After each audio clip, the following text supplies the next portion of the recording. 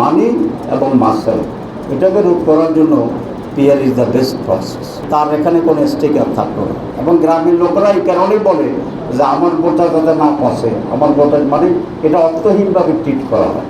কিন্তু পিআর যদি হয় তাহলে each and every votes will be counted এবং এটা হিসেবে আনা হবে। আপনি 51 percent, you will get 51% of the seats in the parliament. আরেকজন 49 পেয়েছে, he will get the 49% of seat in the parliament. তাহলে কারো ভোট আর নষ্ট হইল না, সবটাই কাউন্ট করে নেবে। This is the best representation of the peoples, each and every voter. এটা আমরা এটা ইন্ট্রোডিউস করতে চাচ্ছি বাংলাদেশে এই কারণেই। এটা তো রিয়েল রিপ্রেজেন্টেশন নাম্বার 1। নাম্বার 2, আমাদের অতীতের বেড অভিজ্ঞতা। আপনার কনস্টিটিউন্সিতে জোর করে লাঠি দিয়া টাকা দিয়া ভোট কিনে এমপি হয়ে যাচ্ছে মানুষ, এটাও রোধ করতে হবে।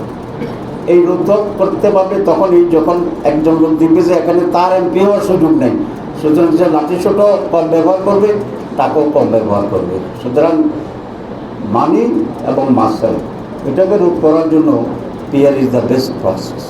এখন আপনার যে প্রশ্নে আসে তখন জামাত কী করবে? আমরা এই সমস্ত মৌলিক বিষয়ে যদি ঐক্যমত্য কমিশনে একমত হওয়া না যায়, তখন আমাদের প্রস্তাব হচ্ছে এগুলোকে গণভোটে দেওয়ার জন্য। কারণ তখন জনগণই মূল সিদ্ধান্তকারী বলি। ধরুন 10 জনে বললো ইয়েস, একজন বলছে নো, তাহলে আপনি কী করবেন? নিয়ম অনুসারে তো ইয়েসটাই পাস হয়ে যাওয়া হতো, কিন্তু ঐক্যমত্যের যে অ্যাটিটিউড, যারা সবাইকে এক করে কনসেনসাস হলেই মাত্র রেজাল্ট করতে চায়, this is not a very proper policy. তো যদি সেক্ষেত্রেও এটা পার্থক্য রয়ে যায়, আমরা গণভোটের আয়োজনের জন্য আমরা প্রস্তাব করেছি। লেট দি পিপল ডিসাইড তারা কী চায়।